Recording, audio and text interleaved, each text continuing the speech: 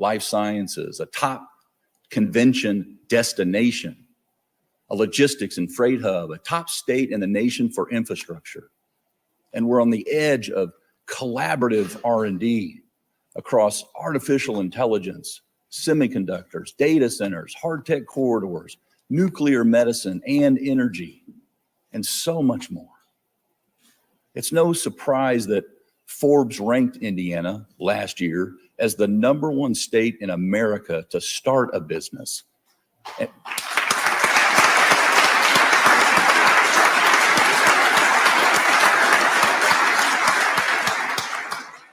And at the same time, we remain one of the lowest cost of living states in the nation. Since 2017, our GDP has grown by over $150 billion. Our private sector employment is up by 200,000 to an all-time high, while our unemployment rolls remain at historic lows. Our population is growing faster than every state we border. We paid down $4.5 billion in debt, returned $1.5 billion to taxpayers, all while maintaining prudent reserves to keep our AAA state credit rating.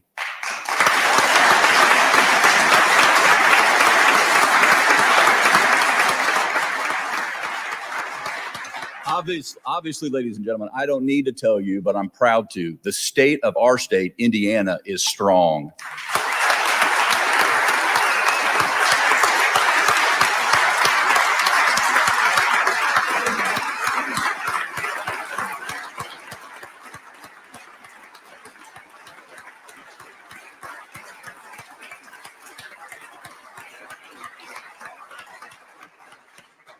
And the rest of the world has taken notice, and they want in on it.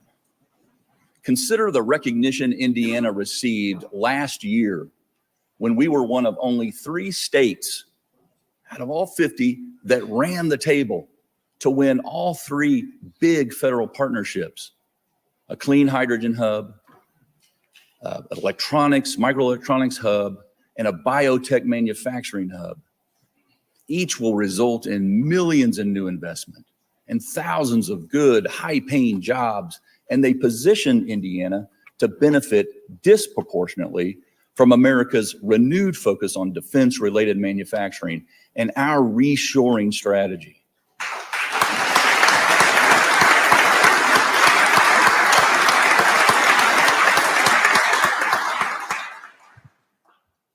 You want some more evidence? Consider the jaw-dropping $28.7 billion in committed capital investment last year, which brought Indiana over $50 billion in just the last 2 years through our economic development efforts.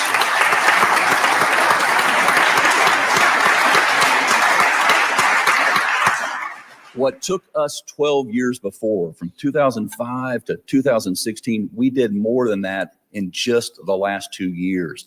That's called Indiana momentum, and we've got a lot more coming.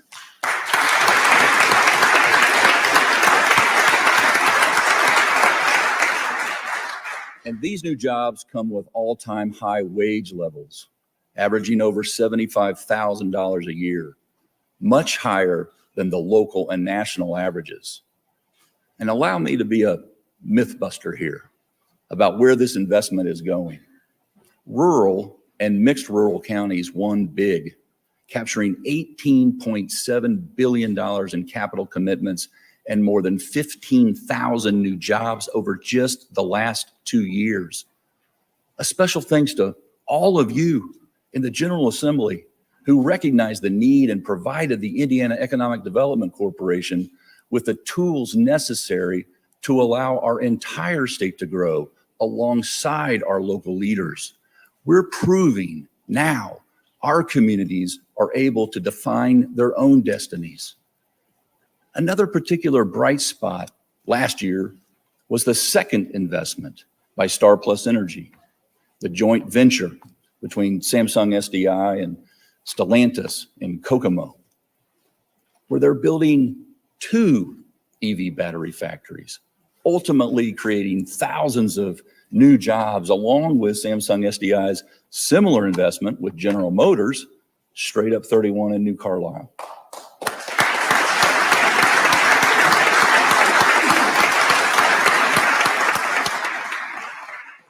All three of these total over $9 billion in new investment. Thank you, Mr. Yoon Jae Kim, Star Plus Energy's newly appointed CEO. We could not be more humbled and appreciative of the faith and trust you put in our state, and we will reinvest in you and your workforce. Thank you so much.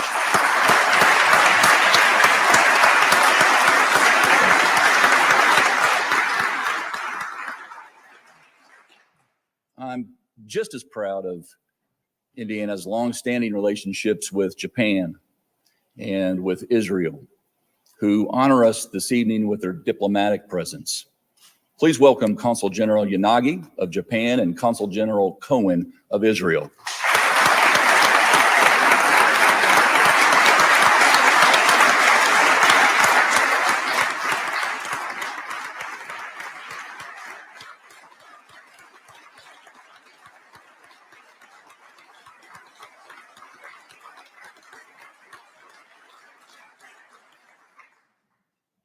Consul General Yanagi, our hearts are with your people, our friends affected by the recent tragedies in Japan. And Consul General Cohen, please know we continue to pray for the safety and security of all those who call the Holy Land home. And we pray for the prospect of lasting peace.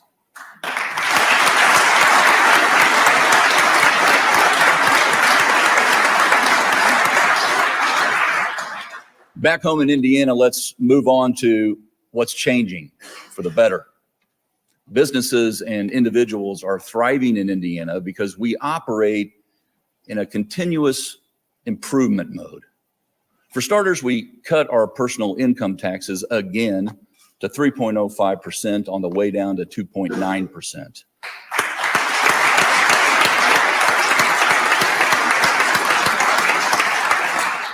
Military members will no longer pay state taxes on their military income or pensions.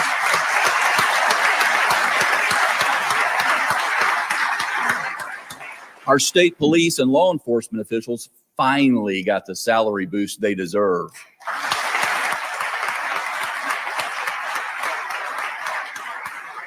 And Indiana's venture capital ecosystem, including our force multiplying $250 million next level fund and Elevate Ventures, ranks among the most active in the Great Lakes region. That's why investments in innovation with global reach, for that matter, can be found in every corner of our state. Like up in Warsaw, where Zimmer Biomet developed a smart knee that automatically checks in with your doctor. To Huntingburg, down south, where OFS is changing the game of furniture manufacturing with the help of German robots. So right here close in Speedway, where the famed Italian company Dallara makes high-tech seats for SpaceX astronauts.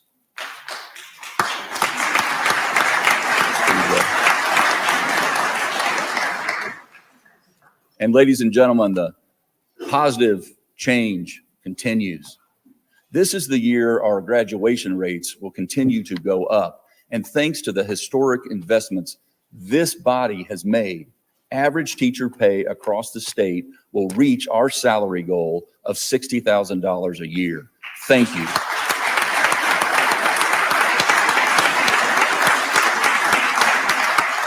This is the year we'll plant our 1 millionth tree on Arbor Day ahead of schedule. This is the year we'll continue to put down some 280 miles of trails in all parts of our state, making Indiana a recognized trail leader. This is the year we finish connecting over 70,000 households and businesses, completing the $320 million investment in the next level broadband investment program. And that's before we launch an even bigger, larger $800 million federally backed program for every Hoosier who still lacks fast, affordable internet access. This is the year, yes, it is finally here, when I-69 directly connects Indianapolis to Evansville.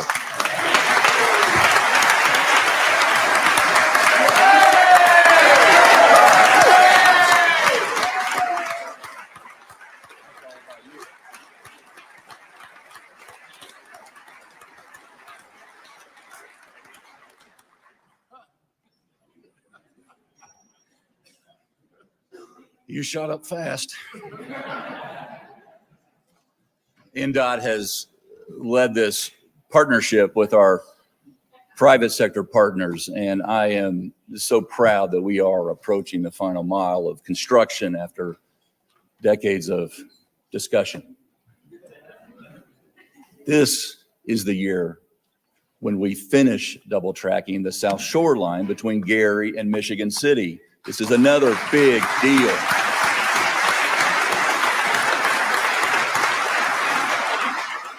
This is a year our rest stops are converted into true welcome centers. This is the year we move aggressively on huge capital projects that have been on the drawing board gathering dust for years, including a new prison in Westville, a new archives building, new crime labs, a state-of-the-art law enforcement academy, co-locating our world-class deaf and blind schools, and building the first new state park lodge since 1939 in our state up at Potato Creek State Park.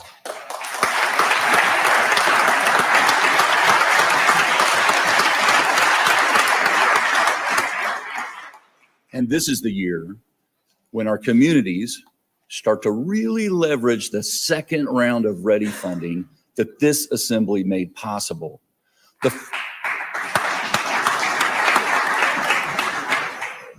The first round of $500 million leveraged into $12.1 billion in public, private, and nonprofit investment, over $4 billion in housing infrastructure alone.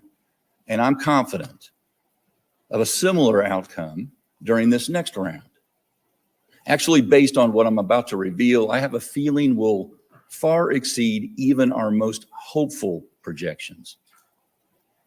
Tonight, I'm so proud to announce the Lilly Endowment will be making the single largest grant award in its 86-year history, $250 million to support READY 2.0 projects focused on blight reduction, redevelopment, and arts and cultural initiatives throughout our entire state.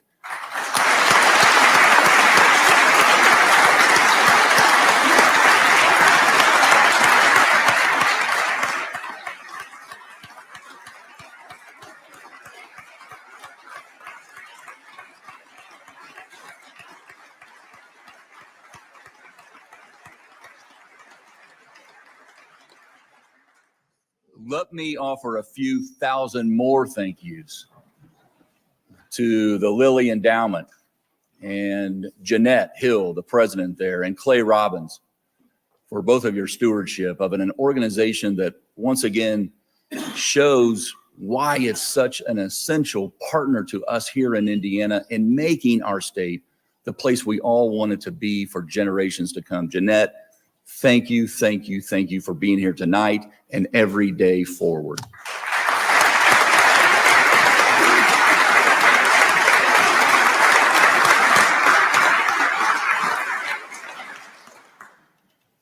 Along with READY 2.0 and recognizing health is wealth, our Health First Indiana program, the nation's largest, most substantial new commitment to public health, will further empower Indiana counties to create tailored actions.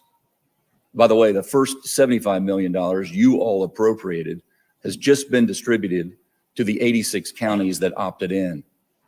And I fully realize there is a long way to go here, but let's acknowledge that we're starting to make progress against drug addiction. You in this chamber helped create new tools, such as 385% more beds for residential addiction, for treatment, naloxone distribution, the 988 Suicide and Crisis Lifeline, and an online treatment finder for anyone, anytime seeking to recover.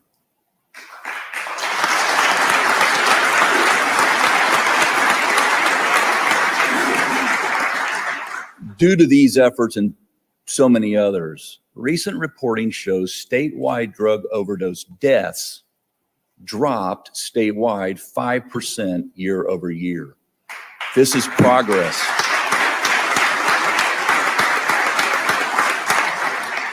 And a special thank you to Chief Justice Rush and our judiciary for also making transformational technology and administrative improvements in connecting with all those we serve who are trying to and working so hard to restore their lives. Thank you, Madam Chief Justice.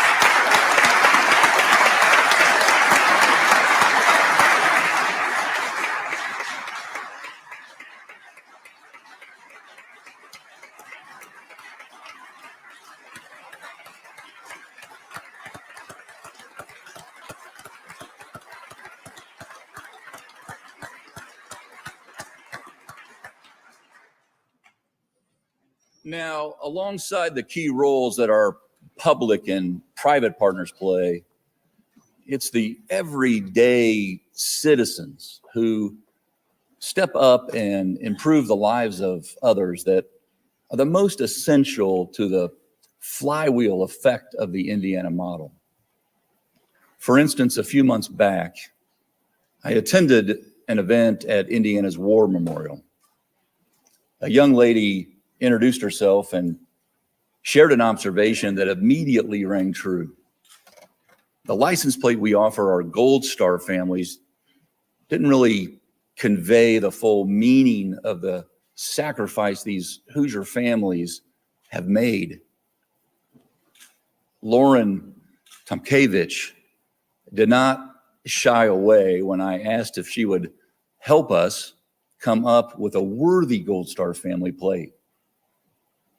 Several months later, thanks to her willingness to collaborate with our Bureau of Motor Vehicles, a much more powerful tribute exists. Lauren's everlasting contribution will appropriately honor those who gave us their sons and daughters, their husbands and wives. And her feelings could not have been more personal. You see, Lauren lost her husband, Matthew, in a NATO training accident in 2022. Lauren and Matthew's mother, Lisa, are here with us this evening. And ladies, we join you in honoring Matt and too many others that have made that same sacrifice. Ladies and gentlemen, this is what real citizenship looks like, up close and personal.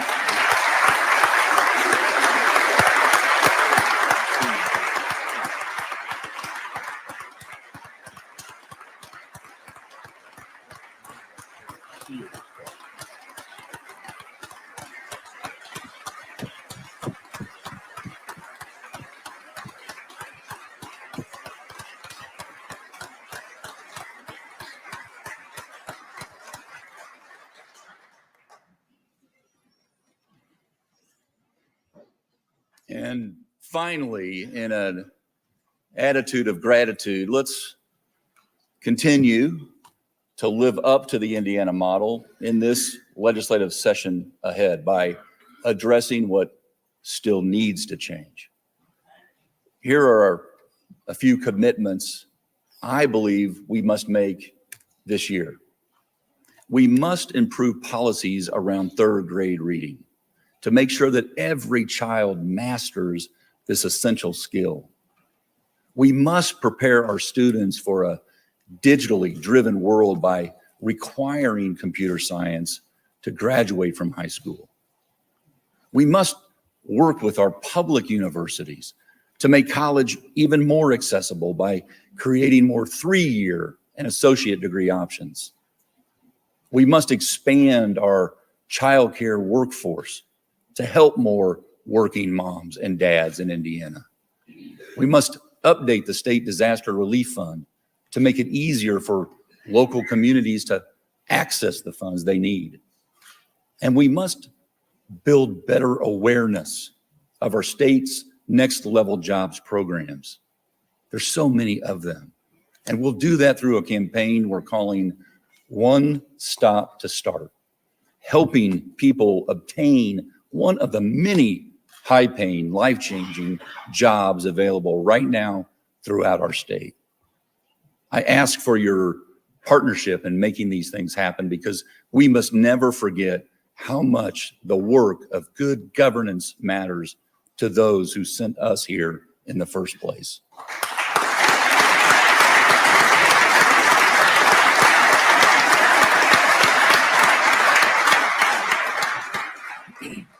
Ladies and gentlemen, I'm excited about 2024. I'm convinced that it will shine a light on many other examples of how the Indiana model is boosting economic outcomes, vaulting our infrastructure into the 21st century vanguard, and most importantly, improving lives through new opportunities. And while earthly governance cannot take credit for it, I must mention a 2024 event that will draw even more attention to Indiana when the biggest spotlight of them all, the sun, is turned off for several minutes. So don't even think about being away from Indiana on April 8th when we're in the direct path of a total solar eclipse.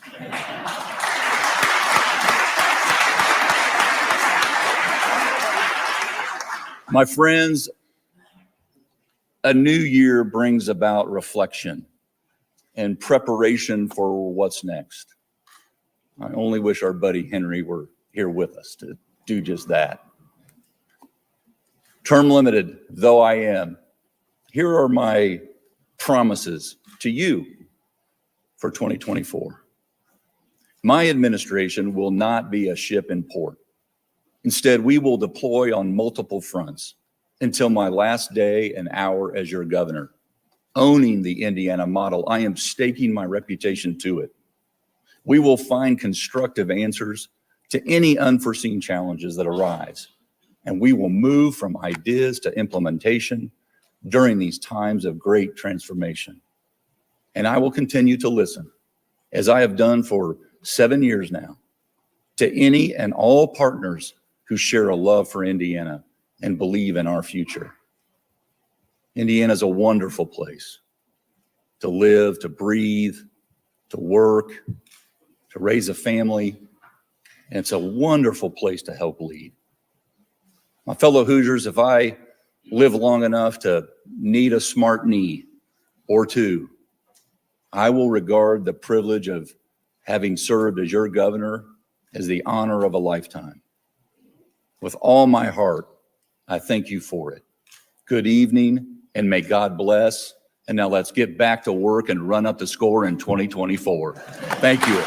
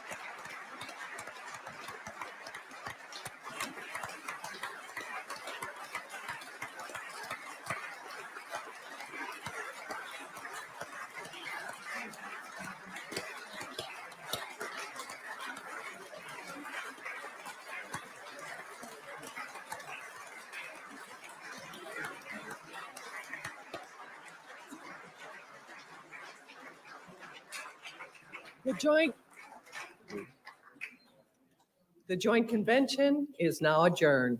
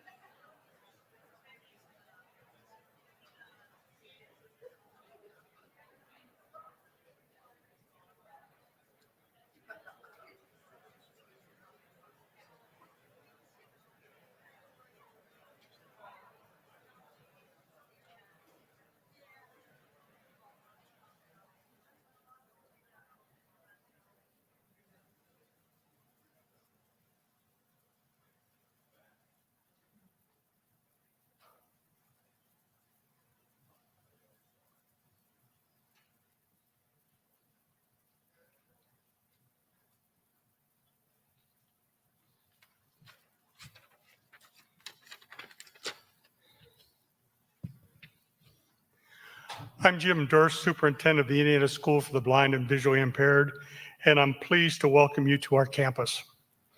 We're delighted that Governor Holcomb chose our school to present his agenda this morning. We're proud to be part of a state under the leadership of Governor Holcomb that values and is committed to providing quality educational programs for students and for ensuring that the needs of Indiana students who are blind, visually impaired, deaf, and hard of hearing will be addressed well into the future. Since 1847, the Indiana School for the Blind and Visually Impaired has served Hoosier children. Thanks to the leadership of Governor Holcomb and the Indiana General Assembly, by 2030, this building and campus will operate as the Indiana School for the Blind and Visually Impaired and the Indiana School for the Deaf. Our school, which is one of the largest schools for the blind in the country based on the number of students served, offers both on-campus and off-campus programs to students who are blind or visually impaired residing in Indiana. The school provides students with the same coursework and instruction required of all school-age children in Indiana, in addition to the expanded core and vision-specific curriculum. Without further ado, ladies and gentlemen, the 51st Governor of the state of Indiana, Eric J. Holcomb.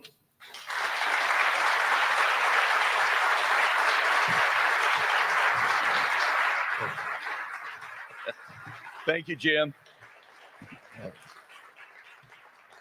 Thank you, Jim, for hosting us first and foremost in this magnificent auditorium. It's the perfect kind of backdrop and venue for what we've all been about for the last 7, now going on 8 years, making sure that we're preparing students for those next steps in life. And thank you for your, I won't exactly date you, but your over 3 decades of service.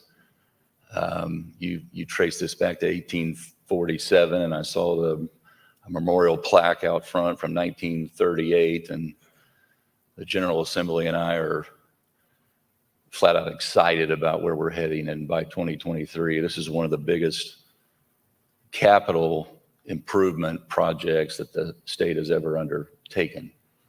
And it's because of your stewardship and your whole crew that has not just been accommodating to us for this, but to so many students who are getting off on the right first steps and on the right path. So thank you, and Happy New Year to everyone here. I see so many familiar faces, and this is also just so appropriate that you are here, because I'm going to start off with this Hoosier playbook before I land on the agenda specific items. But the playbook was really born out of conversations with people here on the ground and very specific zip codes, border to border. And when I see Marcy and from Owen County, and I see Heather and from Lake County, and I see Wendy from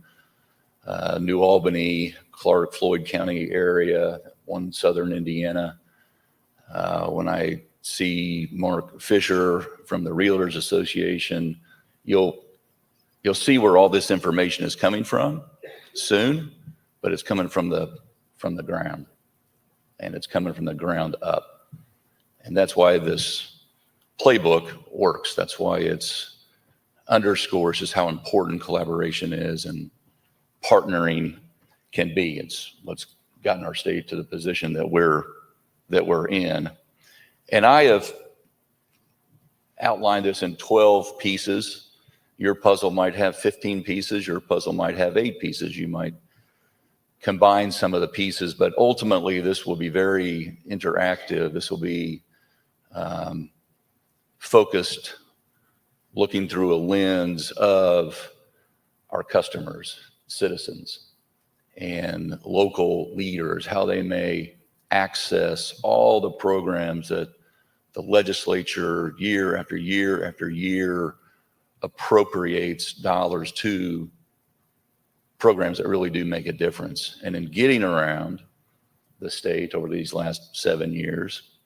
I've just come to notice whether it's a local government or a philanthropic organization, local leaders, some know about some of the programs, some don't know about some of the programs.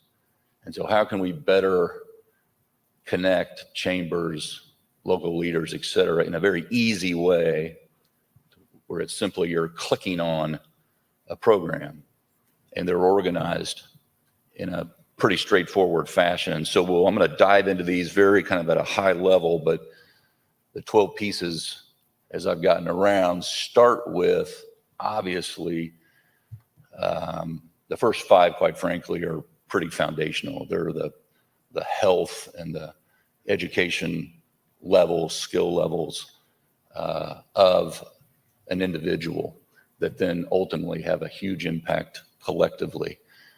And so various programs, and we are coming off of our Health First Indiana program that is designed and built again from the ground up locally.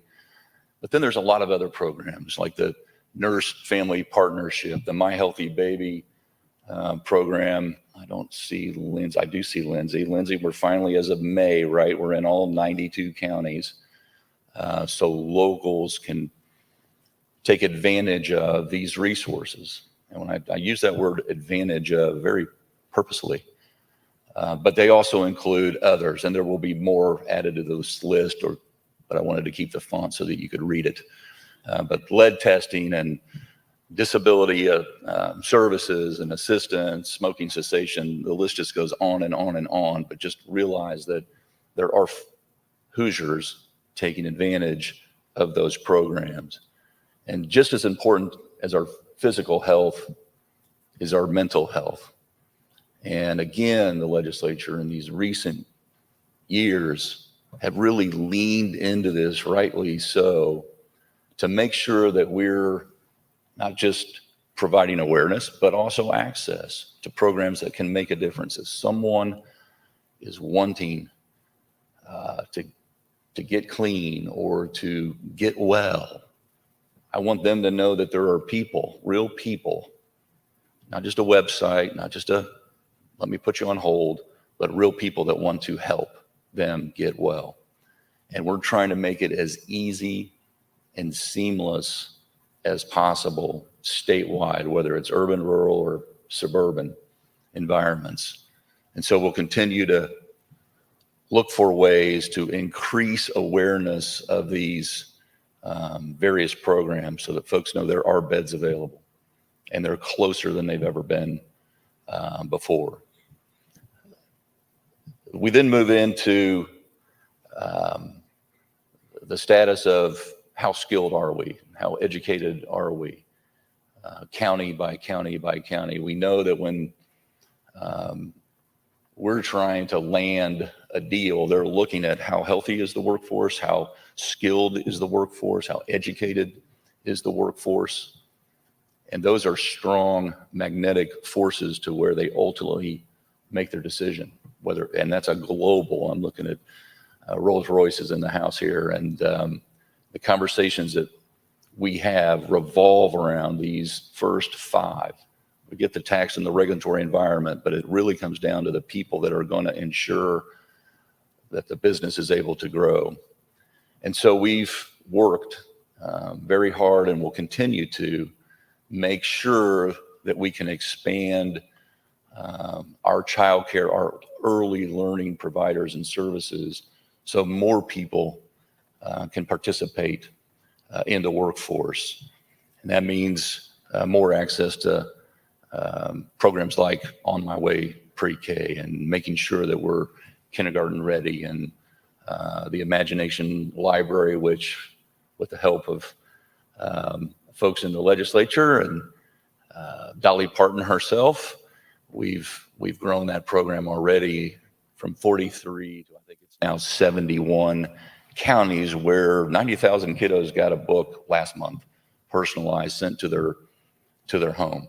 So this is another one of those programs that is working, and I couldn't be more grateful to the support we've gotten in the legislature to make that happen so fast.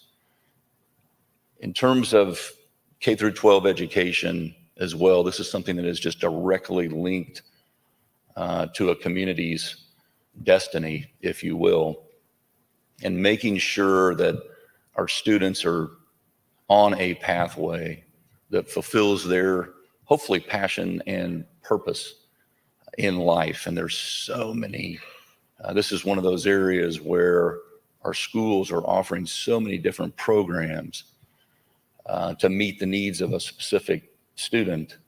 You can almost drown in this sea of acronyms or programs. So we're trying to make it easier to access, whether it's the JAG program that has about a 95% graduation rate attached to students who were maybe wayward or didn't have that purpose, didn't know what direction they were going to pursue.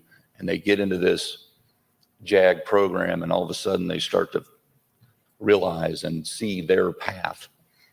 And so we want to make sure that whatever it is that's offered in our various K through 12 system, that students are getting, they're seeing that pathway lit up at a very early age. And then we're making it very transparent, not just on this, in this playbook, but also with Dr. Jenner, with your GPS portal, making all this information available to the community and to local leaders so that they know not just rates, but what programs, businesses know which schools are offering which programs that they may need more students to be involved in their business. And then post high school, in this ever-changing workplace and work environment, we need to make sure that we're keeping up with those changes as well, and the programs that the state of Indiana offers in terms of adults who want to reskill, in terms of adults that want to upskill, folks who have a change of mind in their profession. There are programs in place in Indiana that are making a huge difference. These are some of the most gratifying testimonials that you'll hear when you learn of the businesses that are taking part in the employer training grants, or the individuals who are taking advantage of the worker readiness grants, work ready grants, and tens of thousands of Hoosiers since we began offering this are reskilling and upskilling and getting into another line of work. And so we want to make sure that it's as simple as, whether you're an employee or an employer, you can go find what program that you need according to your pursuit. And it's, like I said, easy as clicking on it and getting involved. We're also blessed here in the state of Indiana,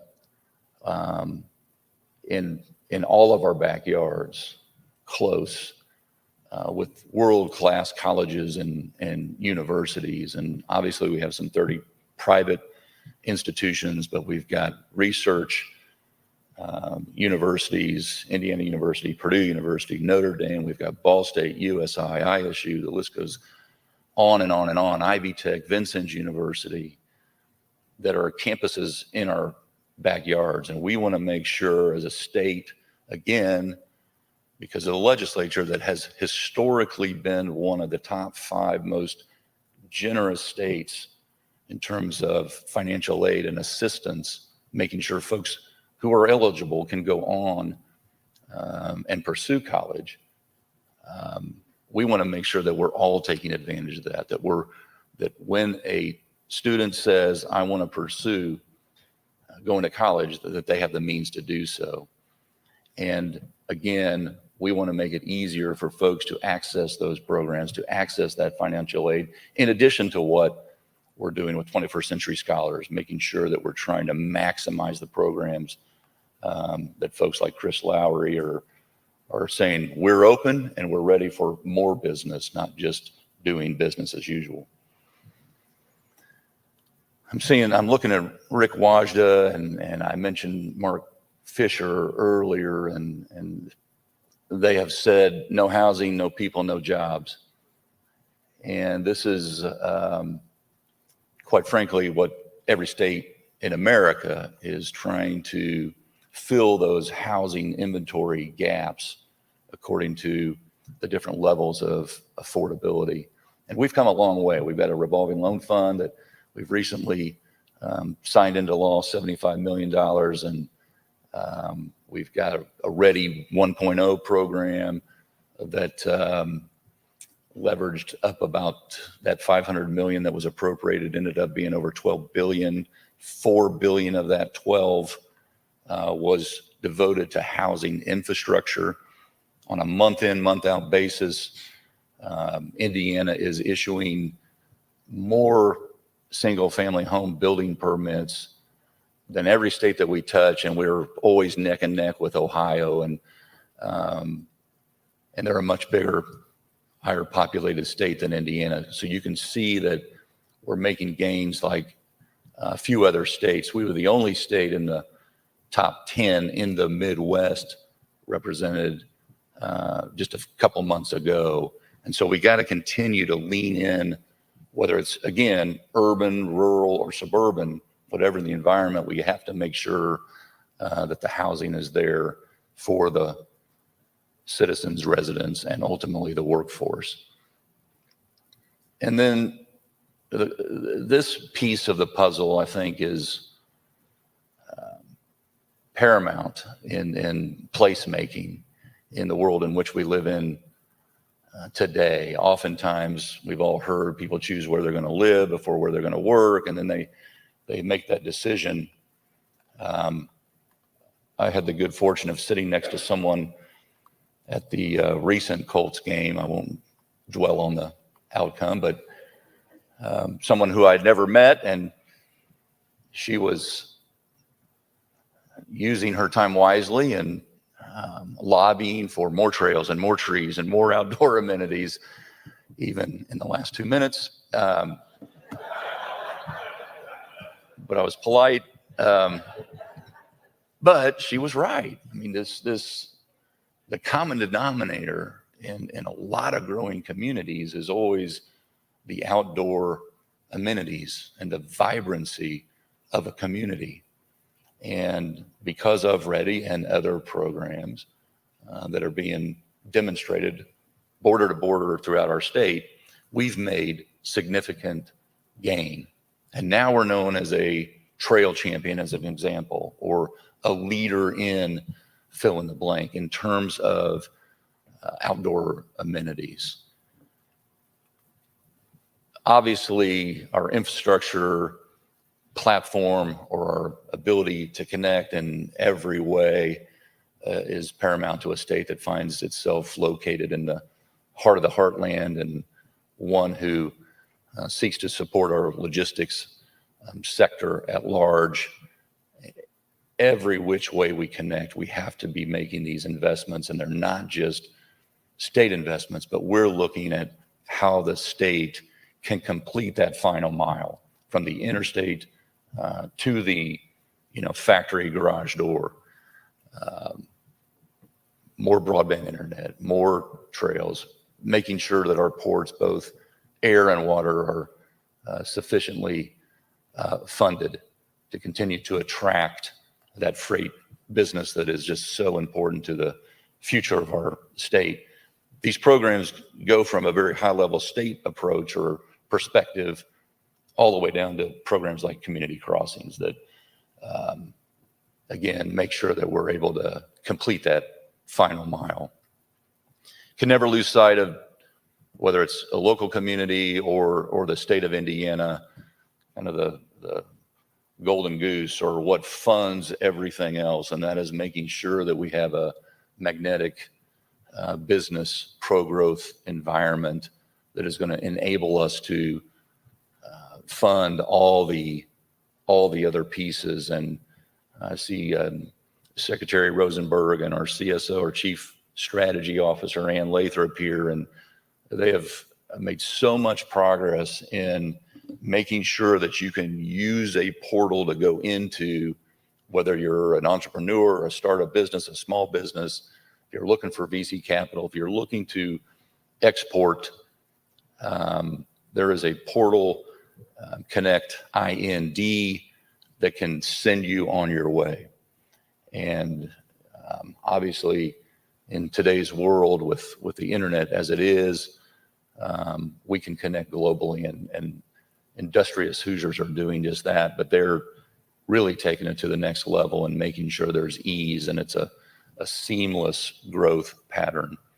And then lastly, I think we're underachieving if our target audiences, well, I shouldn't say lastly because there's one before that. Just as important as good schools, great schools, for someone who is considering where to move to, obviously safe neighborhoods are equally so.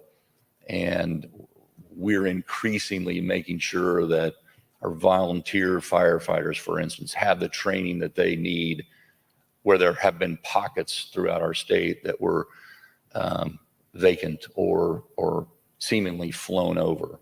We're trying to stitch all that together to make sure that that one level, that one standard of training is in place for all of our firefighters, professional and volunteer. And then making sure that our state police continue to be resourced appropriately with labs of this century. They were literally doing DNA testing in garages not long ago, but now finally our state police and our law enforcement are not just paid what they deserve, but are also resourced appropriately for the work that they do, and then connecting with our local communities and partnering with them is something we'll continue to lean into.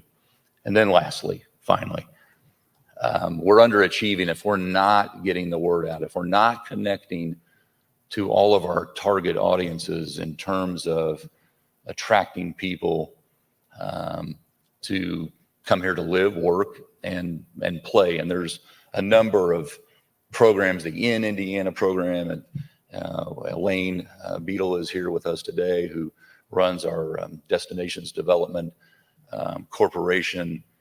I've just put out a bunch of videos with the All Around Indiana program that highlights urban, suburban, and rural things to do, gyms throughout Indiana. The Economic Development Corporation has got a target audience all over the world that we're connecting with every single day to make sure that they know we're making investments in our on our economic development fronts, on our community development fronts, on our workforce development fronts. We've got programs like partners like MakeMyMove.com, and just want to make sure that everyone knows you got to sell every single day. That's what I always say is I wake up every day and I try to take Indiana to the world and bring the world back. The same is true in Owen County, Indiana. I never would have known that the Dillinger gang hung out there, Marcy, had not you educated me on that at the chamber event. So having said all that, we now look at what are the updates that we need to make sure as this year begins to unfold going forward, in addition to making sure our partners have the Hoosier playbook, and we're listening to what else needs to be on this list going forward over the next 12 months. There's 12 pieces and 12 months ahead, but we cannot take a day off or take a session off. And so we've got some legislative and administrative initiatives that we're also going to be pursuing over these next 12 months to make sure, once again, that we're seeking to take it to the next level. And no surprise, I said in 2017 that we were going to be almost religious about focusing on 5 key areas, the pillars that really hold up our state. And we've done that. We've remained focused on those 5 key areas. Obviously, those subjects may broaden or narrow according to the times. as fentanyl washes in, or fill in the blank. But we've remained focused, and one of the key areas is making sure as our workforce is today, where we have a peak private sector employment level and historically low unemployment level, where we have 400,000+ Hoosiers that don't have a high school diploma or the equivalency of one, where we have over 100,000 folks who, about 140,000 folks who say they want a job, say they will work, but they aren't. And so how do we connect those folks? And you start to look at the different groups, and some of them are priced out of childcare services. And so we want to make sure that we're doing all we can to never sacrifice quality, for sure, but that we're making it more accessible, that we're making it more affordable. And here are a few ways that we'll be working with the legislative leaders. I see Senator Lysing, I see Senator Rogers, I see Senator Charbonneau, I see Senator Brown, I see Senator Carrasco. We'll be working with them and others to make sure that we're expanding the field, so to speak, to make sure that we have the workforce, the trained workforce available, and that we're looking at bringing down cost for early learning services and childcare. We'll also be working on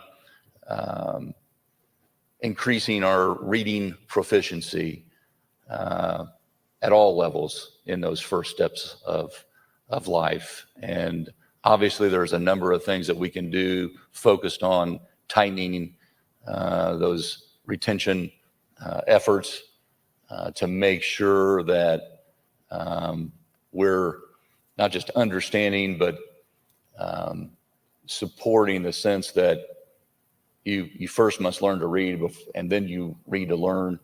And so we want to make sure that folks aren't put at a disadvantage in grades 4, 5, 6, and on when they haven't mastered that reading skill.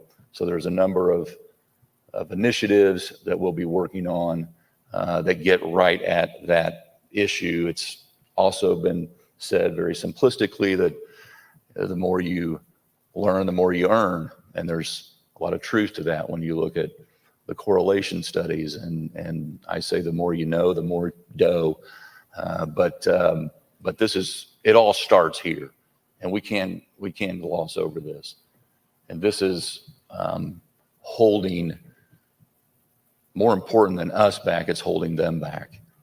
And so we're gonna spend what it takes early on to make sure that later on their prospects and their opportunities are widened.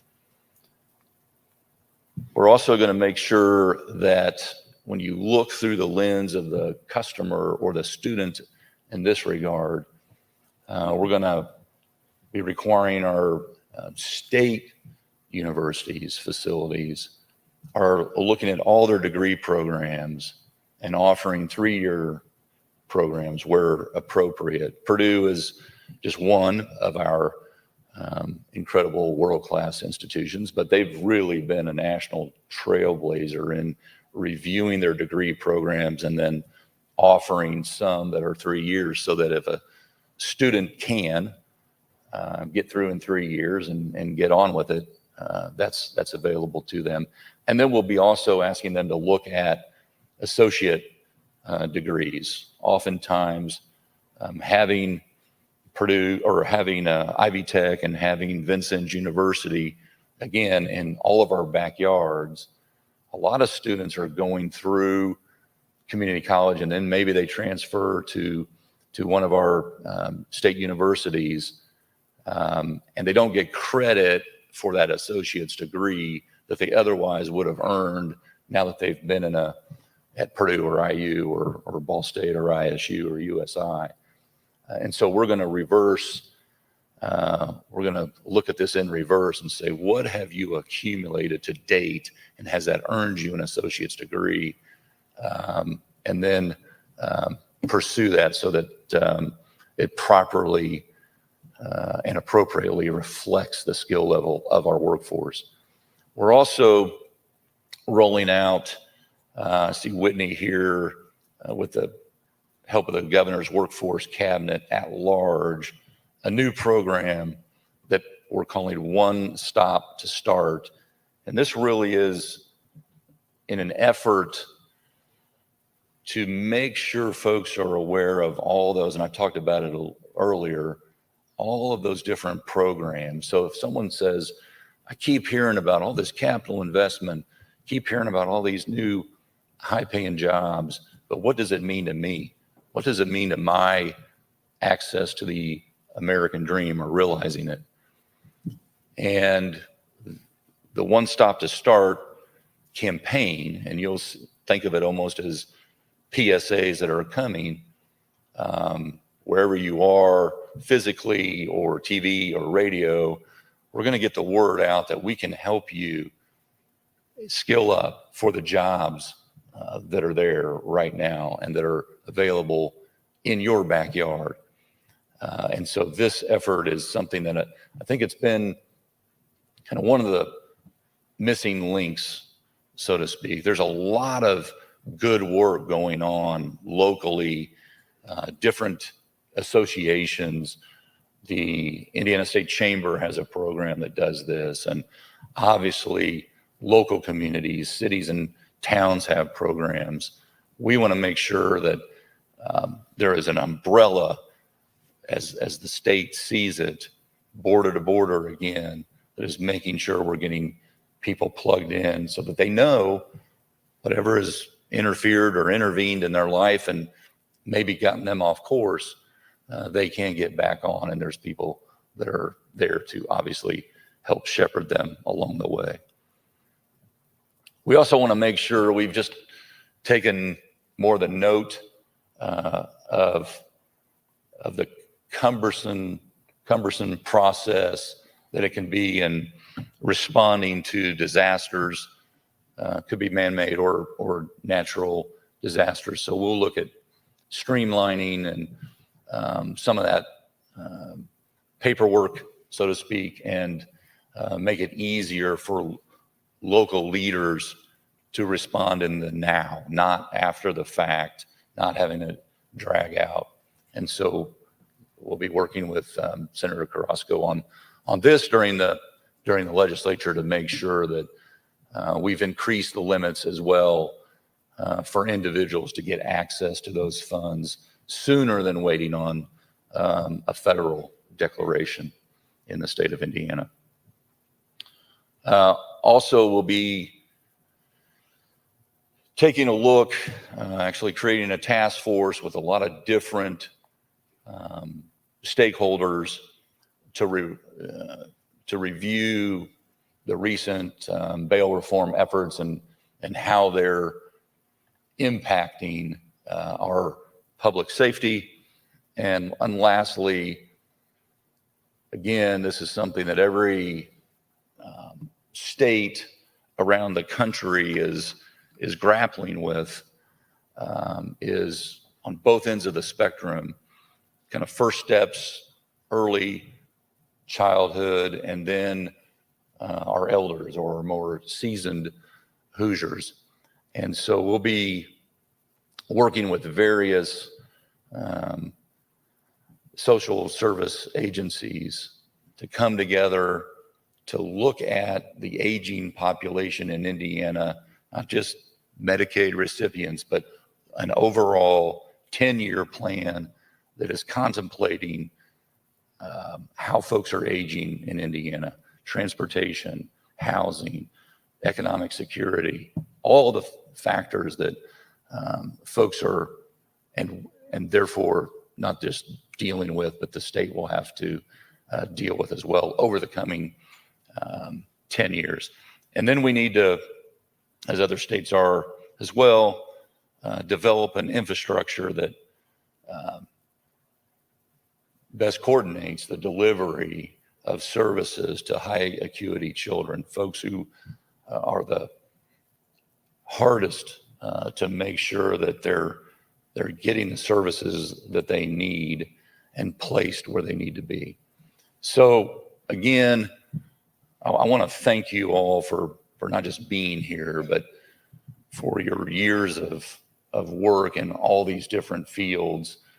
I couldn't be more excited, quite honestly, about the 8th of 8 years and all that we're going to get done, not just during the legislative session, but then using this Hoosier playbook to make sure that we're improving. That's what taking it to the next level is all about, after all, is constantly seeking to improve on every front, again, to make Indiana the best place to live, work, and play. And with that, I think it's time to get back down to the Statehouse and get to work. So thank you all for being here. Appreciate it.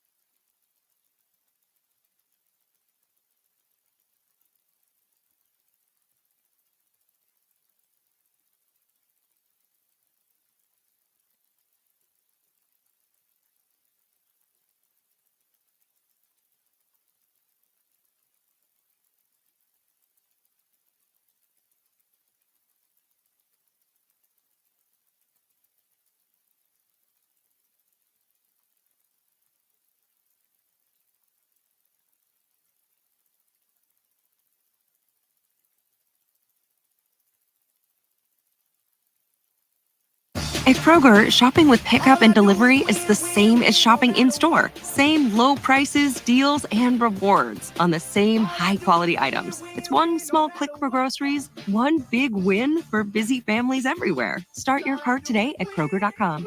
Kroger, fresh for everyone. Restrictions apply. See site for details. And right now, you can save when you shop your faves.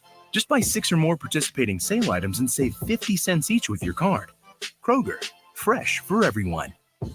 Night football, they dismantled the New England Patriots, and then 24 hours later, we got the first playoff game in 29 years. Here as the Royals take the field on a great night for baseball here in Kansas City. The batting